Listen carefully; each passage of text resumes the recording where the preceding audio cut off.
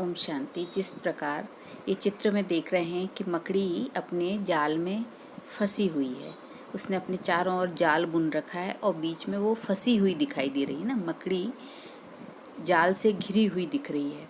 और फिर देख के ये लग रहा है कि मकड़ी तो फंस गई है अब जाल में।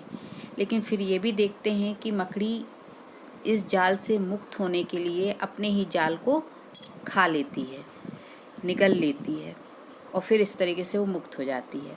तो इसी प्रकार से हम मनुष्य मन के वश में अपने इस मन के द्वारा जो जाल बना लेते हैं, एक संसार बना लेते हैं, उस जाल में हम बुरी तरह फंस जाते हैं। और मकड़ी जैसे जाल में फंसी, इस तरीके से हम इस जाल में ऐसे फंस जाते हैं। फिर हम इससे निकलना चाहते भी हैं तो हम नहीं निकल पाते हैं और हम बंधा हुआ महसूस करने के कारण अपने को दुखी और शांत महसूस करते हैं। तो अगर हम अपने को मन समझते हैं और बॉडी समझते हैं तो हम ये देखते हैं कि हमारे चारों ओर पूरा जाल है और उसके बीच में मैं मासूम, मैं भोली भाली फंसी हुई हूँ। लेकिन परमात्मा पिता कहते हैं कि बच्चे, ये जाल तो सब तुमने ही बुना है। तो जैसे मकड़ी ने अपना जाल बुना तो इस मकड़ी के अंदर से जो, जैसे देख है ना, लस निकलता है और वो जाल बुनती है, तो ऐसे ही मेरे अंदर से, मुझ आत्मा के अंदर से ये सारी चीज़ें निकली। जो रिकॉर्डिंग पड़ी थी मेरी आत्मा के अंदर, वही कर्म में आई और फिर वो जाल मैंने बुन लिया। ठीक है, लेकिन मैं आत्मा इस जाल से अलग हूँ।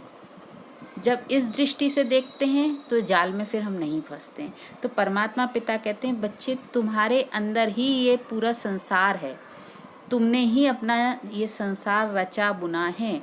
अब तुमको इससे मुक्त होना है। तुमने ही सतयुगी दुनिया भी देखी है, तुमने अपनी सतयुगी दुनिया रची है, तुमने फिर कलयुगी दुनिया रच ली है। तो इसलिए तुमको अब ऐसा लगता है कि तुम बहुत सारे बंधनों में बंध गए हो। तो जैसे ये मकड़ी जाल में बंधी हुई महसूस हो रही है, ऐसे ही तुम जाल में फंस गए हो। क्यों? क्योंकि अब तुमको ऐसा लगने लगा है, क्योंकि अब तुम मन के वश में आ गए हो, तो तुमको ये लगने लगा है कि अब चारों तरफ जाल में हम फंस चुके हैं। वास्तव में ये जाल तो सब मेरे ही अंदर था, मेरे ही अंदर मन बुद्धि में ये जाल बुनने का जो कारण है वो है काम, क्रोध, लोभ, मोह, अहंकार, ईर्ष्या, राग, द्वेष, आलस्य, वासना। ये तमो प्रधान संस्कार जो हैं वही मेरे अंदर थे और उससे ही मैंने ये संसार में जाल बुन लिया।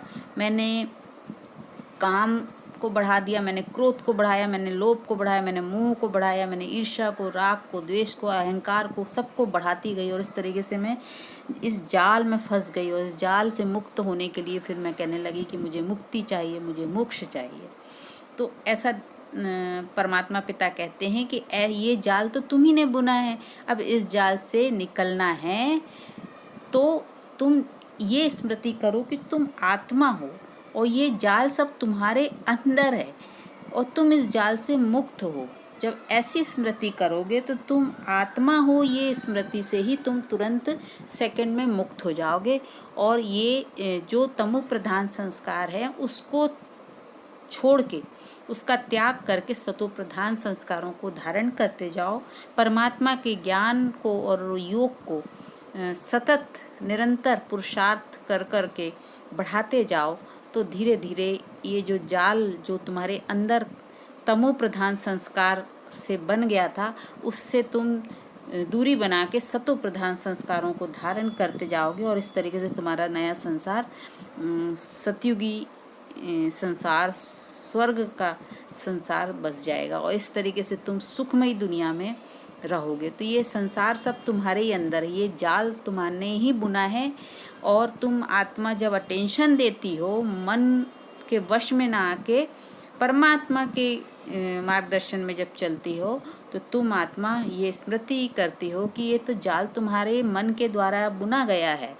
तुमने ही मन को इंस्ट्रूमेंट बना के ये सब जाल जो बुन दिया था, अब इस जाल से तुम वैसे ही मुक्त हो यदि तुम स्मृति करते हो कि तुम आत्मा हो, तो जाल से मुक्त हो, क्योंकि तुम इस जाल को बुनने वाले रचयिता हो, तुम मालिक हो, तुमने ही बुना है।